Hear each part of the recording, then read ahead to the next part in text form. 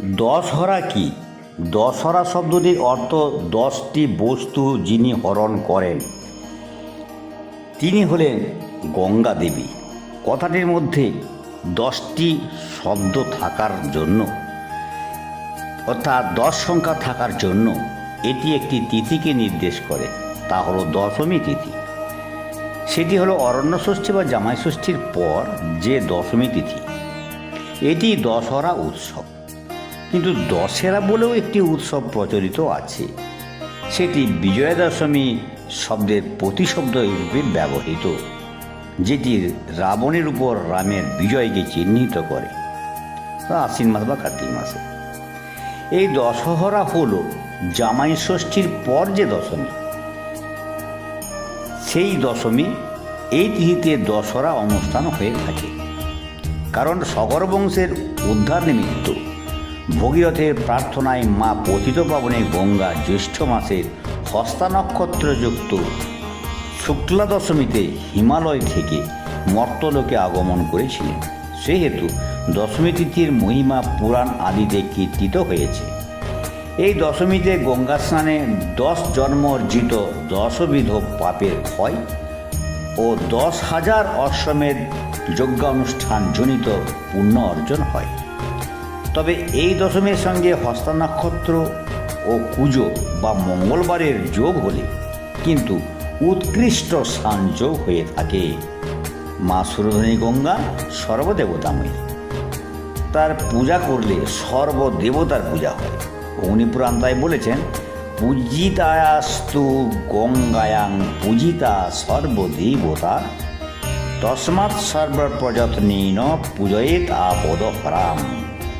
তিনি আপদ বিপদ হরণ করেন। মা দুর্গার পূজার যেমন বিধান তেমনি গঙ্গারও, কারণ দুর্গা ও গঙ্গার মধ্যে কোনো ভেদ নেই। দুজনেই শিবের খুব অন্তরঙ্গ, দুজনেই শিবের স্ত্রী বা পত্নী বলে কথিত। বৈষ্ণব পুরাণে আছে, যথা গৌরী তথা গঙ্গা তস্মাৎ গৌরিয়াস্তু পূজনে বিধিশোভিমত সোত্র জন্মব্যাস্তু প্রপূজনে। এবার এই দশহরাতে আপনি কি করবেন সেটি বলি। তুলসী তলায় মনসা বা শীষ গাছের ডাল পুঁতে দিয়ে গোবর দিয়ে ন্যাতা দিয়ে পরিষ্কার করতে হবে। প্রথমে গৃহকর্ত্রী পূজা না হওয়া পর্যন্ত উপবাস থাকবেন। ফুল বেলপাতা সহ 10 রকমের ফল লাগবে। যেমন ফলের হিসাবে দিই, যেমন আম, কাঁঠাল, জাম, দেশি খেজুর, পেয়ারা, লেবু, করমচা, কেড়েকোড়া, বন কাঁঠাল, কচার ফল। এই ফলগুলি আমাদের 10 রকম বৃত্তিকে হরণ করে। যেমন আম হরণ করে লোভ, কাঁঠাল হরণ করে অহংকার, জাম হরণ করে ক্ষোভ, খেজুর হরণ করে মোহ, পেয়ারা হরণ করে দম্ভ, লেবু হরণ করে রাগ, করমচা হরণ করে মদ, কেলেখোড়া হরণ করে মাৎসর্য, আর বন কাঁঠাল হরণ করে মায়া, কচার বা মৌল ফল হরণ করে দেশকে, দয়ব্যয়কে মধ্যে নশ। এছাড়া 10বিধ পাপও হরণ করে এই দশহরা। এইগুলি কী কী না, কায়িক পাপ,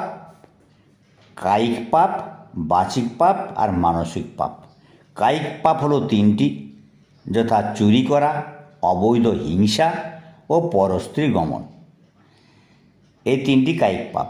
আর বাচিক পাপ হলো 4টি, কটু কথা বলা, মিথ্যা ভাষণ, মিথ্যা কথা বলা, খলতা ও অসম্বন্ধ বাক্য কথন, যেটা একটা বাক্যের সঙ্গে একটা বাক্য কোনো সম্পর্ক নেই, উল্টোপাল্টা কথা। খলতা মানে ক্রূরতা, হিংসা যেটা বলা হচ্ছে, লোকের হিংসা করা। এই 4টি বাচিক পাপ। আর মানসিক পাপ হলো 3টি, পরের দ্রব্যে লোভ করা, পরনিষ্ঠা চিন্তা আর মিথ্যা সংকল্প। যে একটা সংকল্প করলাম মনে মনে, সেটি আর আমি পূরণ করলাম না। আর সবসময় লোকের অনিষ্ট চিন্তা আর পরের দ্রব্যের লোভ করা, এই তিনটি মানসিক পাপ।